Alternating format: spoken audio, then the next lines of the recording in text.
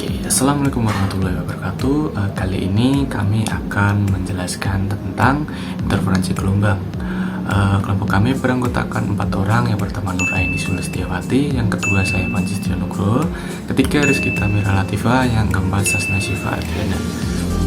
Yang pertama, apa itu interferensi? Interferensi adalah perpaduan dua atau lebih gelombang akibat berlakunya prinsip superposisi. Lalu apa saja sih syarat terjadinya interferensi? Yang pertama, gelombang-gelombang yang koheren, kemudian besar amplitudo, panjang gelombang dan frekuensinya sama, kemudian mempunyai perbedaan fase yang tetap. Lalu apa saja sih besaran fisis interferensi? Yang pertama adalah ada bilangan gelombang atau biasa disebut K, beda jarak tempuh antara dua gelombang bunyi penyebab interferensi atau delta X, panjang gelombang atau lambda, amplitudo gelombang atau A, frekuensi sudut gelombang atau omega, dan yang terakhir fase awal gelombang atau V. Kemudian macam-macam interferensi itu ada dua, yaitu interferensi konstruktif dan interferensi destruktif. Di sini saya akan menjelaskan tentang interferensi konstruktif. Interferensi konstruktif merupakan interferensi yang bersifat membangun. Syarat terjadinya interferensi konstruktif yaitu jika selisih jarak tempuh gelombang dari dua sumber merupakan kelipatan bulat dari panjang gelombang. Maksudnya, interferensi ini terjadi dari puncak gelombang sampai ke puncak gelombang lagi, atau dari lembah gelombang sampai ke lembah gelombang lagi. Dalam kondisi satu fase menyebabkan amplitudo gelombang bertambah. Ketika interferensi konstruktif terjadi, gelombang memiliki perpindahan dalam arah yang sama. Adapun persamaan interferensi konstruktif yaitu d sin theta sama dengan m lambda atau dp per L sama dengan m lambda, dengan m sama dengan 1, 2, 3 dan seterusnya. D adalah jarak antar celah, M adalah orde interferensi, lambda adalah panjang gelombang, P adalah jarak antara garis terang atau gelap ke N dari pusat atau antara dua garis terang atau gelap, L adalah jarak antar celah ke layar. Baik, selanjutnya adalah interferensi destruktif. Syarat dari interferensi destruktif yaitu jika selisih jarak tempuh gelombang dari dua sumber merupakan kelipatan ganjil dari setengah panjang gelombangnya. Lalu persamaan matematisnya adalah d sin theta sama dengan dalam kurung m dikurangi setengah dikalikan lambda, atau dp per L sama dengan dalam kurung m dikurangi setengah dikalikan lambda, dengan m sama dengan 1, 2, 3 dan seterusnya. Kemudian ini adalah gambar konfigurasi interferensi dua celah dari Young. Lalu berdasarkan ilustrasi sebelumnya, maka didapatkan persamaan matematis dari berkas cahaya dari sumber S1 dan S2 adalah sebagai berikut. Y1 sama dengan A cos dalam kurung omega T dikurangi KR1 ditambah V0. Kemudian Y2 sama dengan A cos dalam kurung omega T dikurangi KR2 ditambah V0. Lalu kedua berkas memiliki fase awal yang sama karena berasal dari lampu yang sama.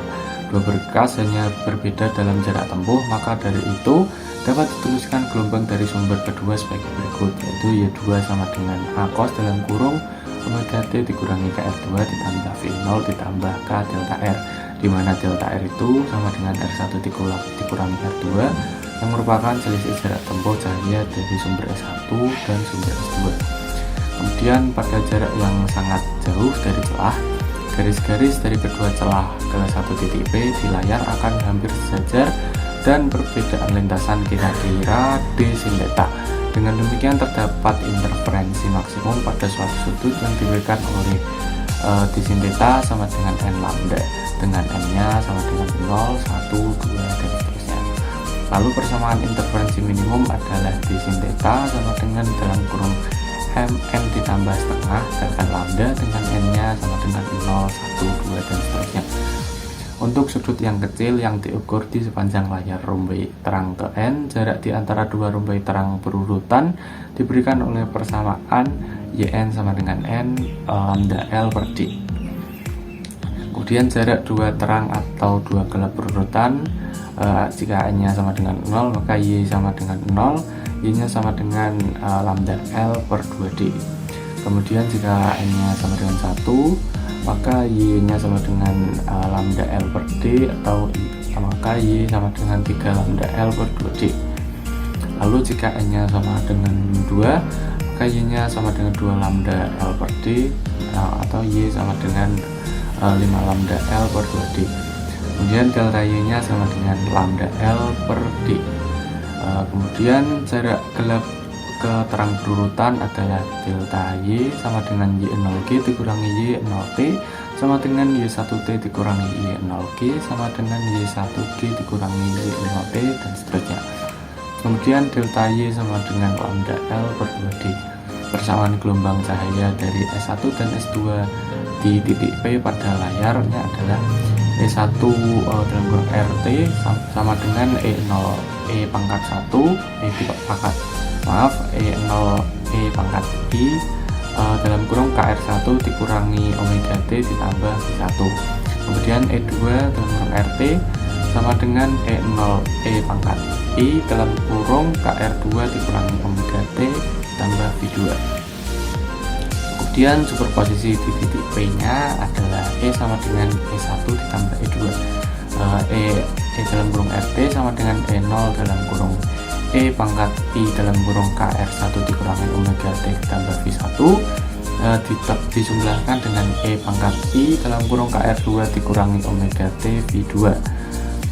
Intensitasnya sama dengan I sebanding dengan mutlak E kuadrat. Mutlak E dikuadratkan I sebanding dengan E0 kuadrat dalam kurung I pangkat KR1 dikurangi omega T ditambah V1 ditambah E pangkat I KR dalam kurung KR2 dikurangi omega T ditambah V2 dikalikan dalam kurung E pangkat negatif I dalam kurung KR1 dikurangi omega T ditambah V1 ditambah E pangkat negatif I dalam kurung KR2 dikurangi omega T ditambah V2. Kemudian I sebanding lagi dengan E0 kuadrat dalam kurung 1 ditambah E pangkat negatif I dalam kurung K dalam kurung R2 kurang R1 ditambah V2 kurang R1 ditambah E pangkat I dalam kurung K dalam kurung R2 kurang R1 dijumlahkan dengan dalam kurung V2 dikurangi V1 kemudian dijumlahkan dengan 1.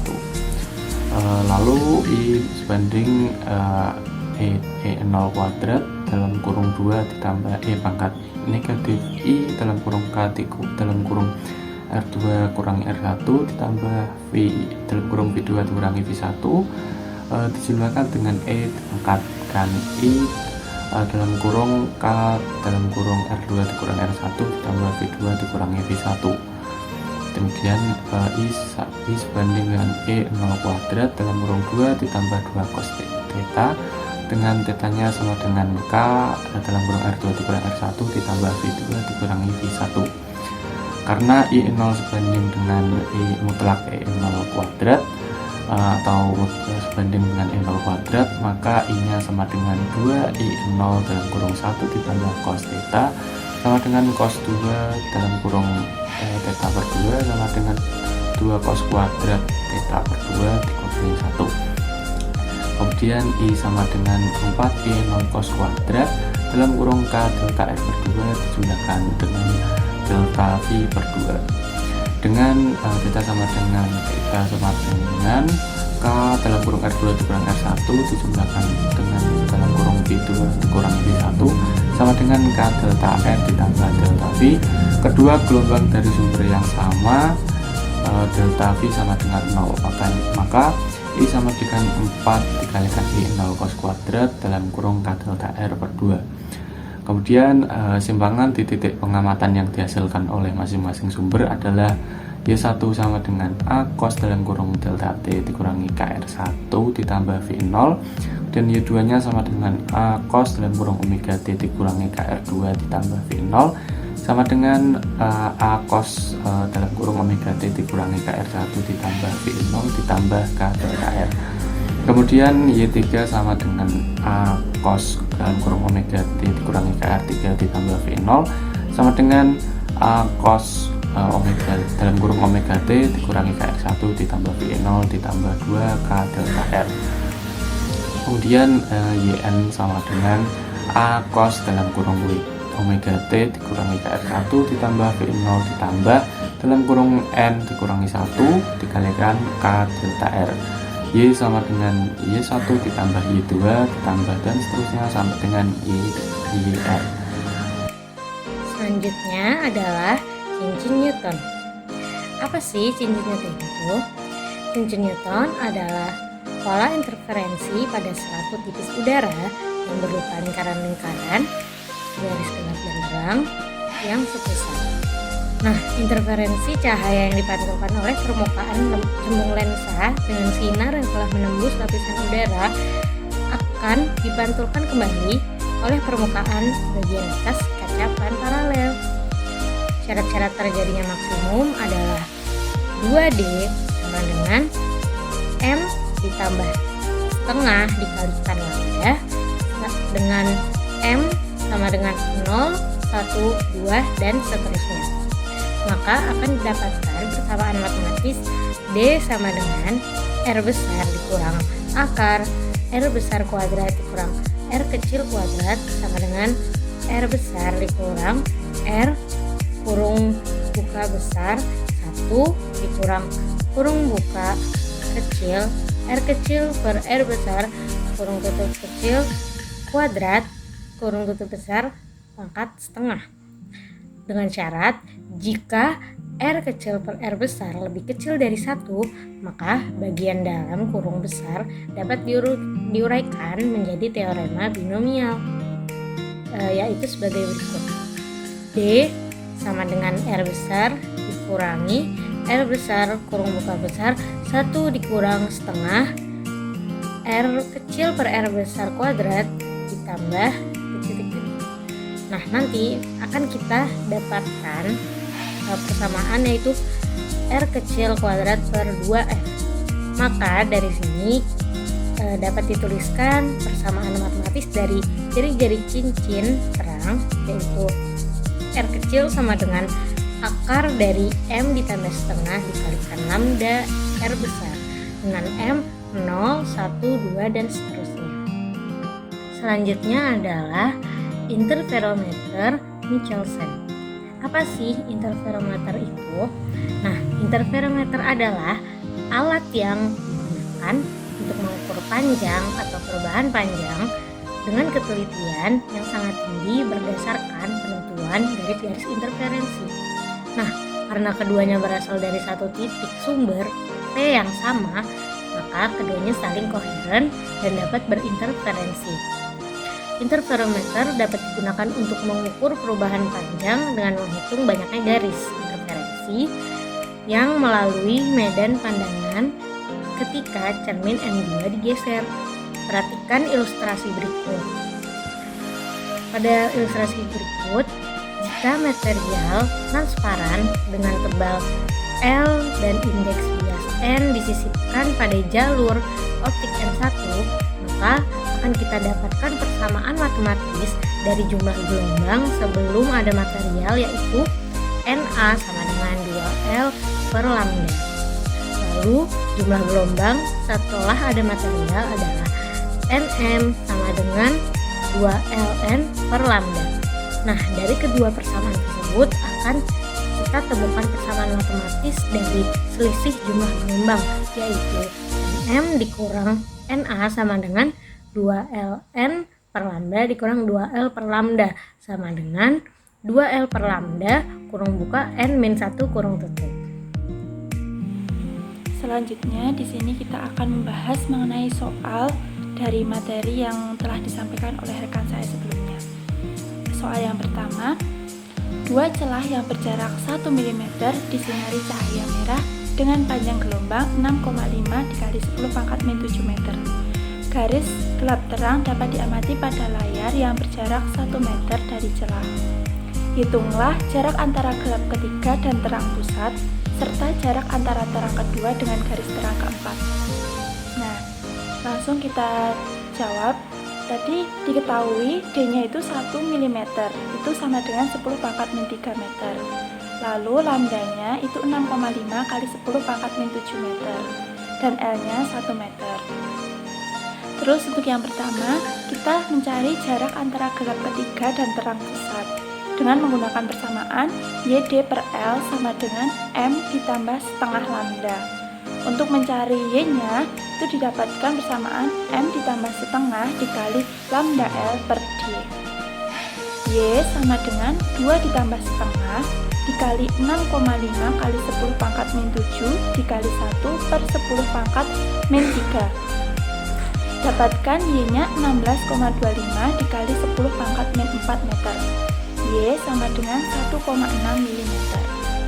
Nah, untuk yang kedua, kita menentukan jarak antara terang kedua dengan garis terang keempat dengan menggunakan persamaan delta YD per L itu sama dengan delta M kali lambda. Delta Y sama dengan delta M dikali lambda L per D.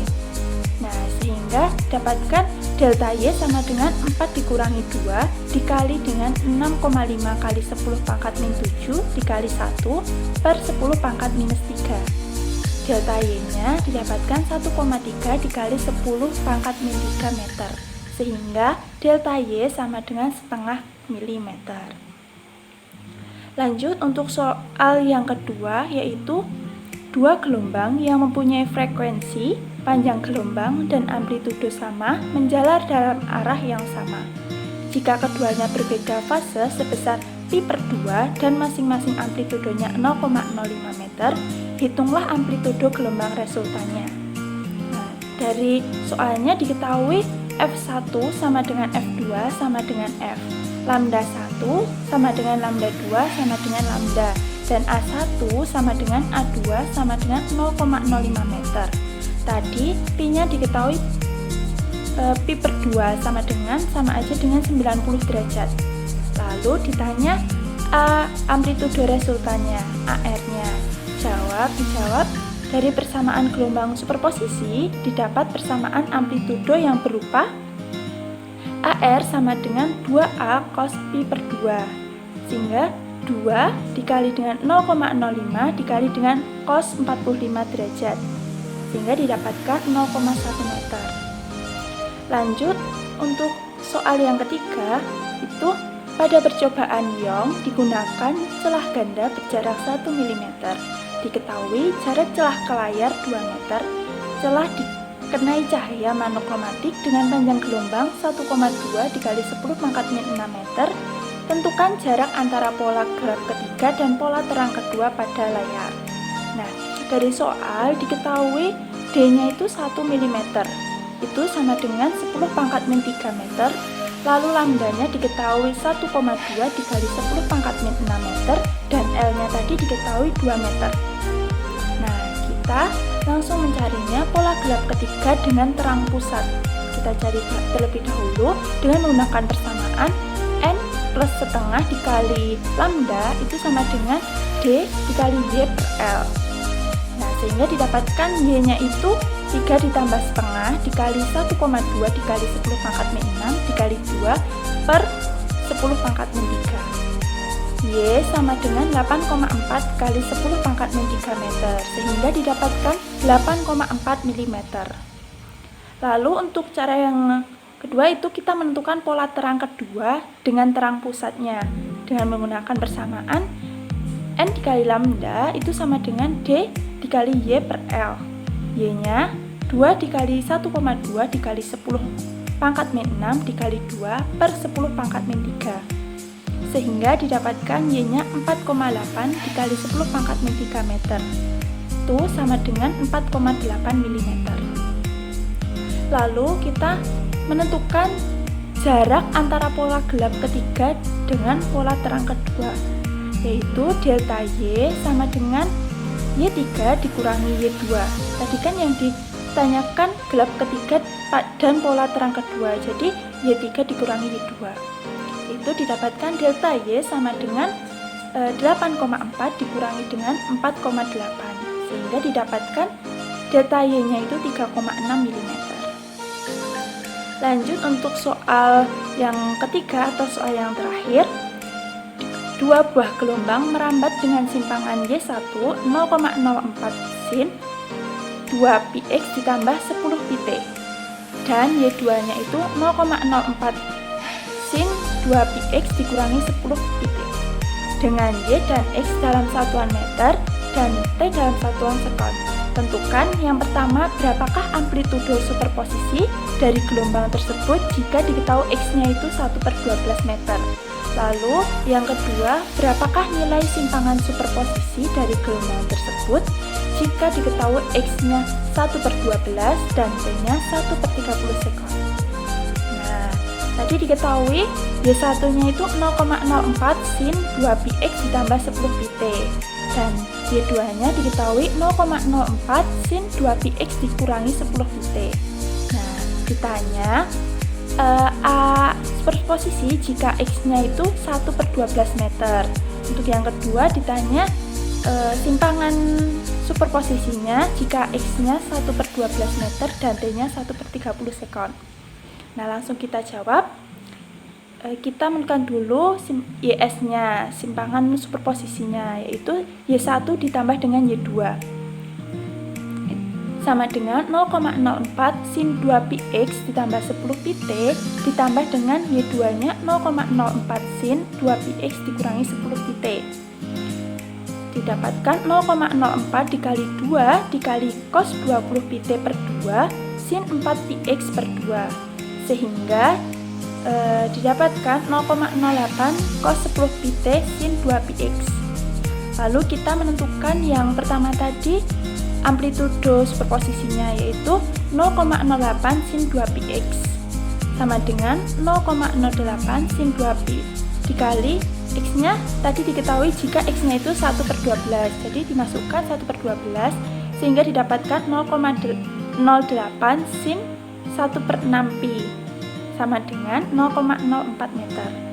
Terus yang kedua, itu tadi ditanyakan YS-nya jika X-nya 1/12 meter dan T-nya 1/30 sekon. YS sama dengan 0,08 cos 10 pt sin 2πx sama dengan 0,08 cos 10 pi dikali 1/30 sin 2pi dikali 1/12. Lalu 0,08 cos 1/3 pi sin 1/6 pi. Jadi didapatkan YS-nya 0,02 meter. Sekian yang dapat kelompok kami sampaikan. Apabila ada kesalahan mohon dimaafkan. Wassalamualaikum warahmatullahi wabarakatuh.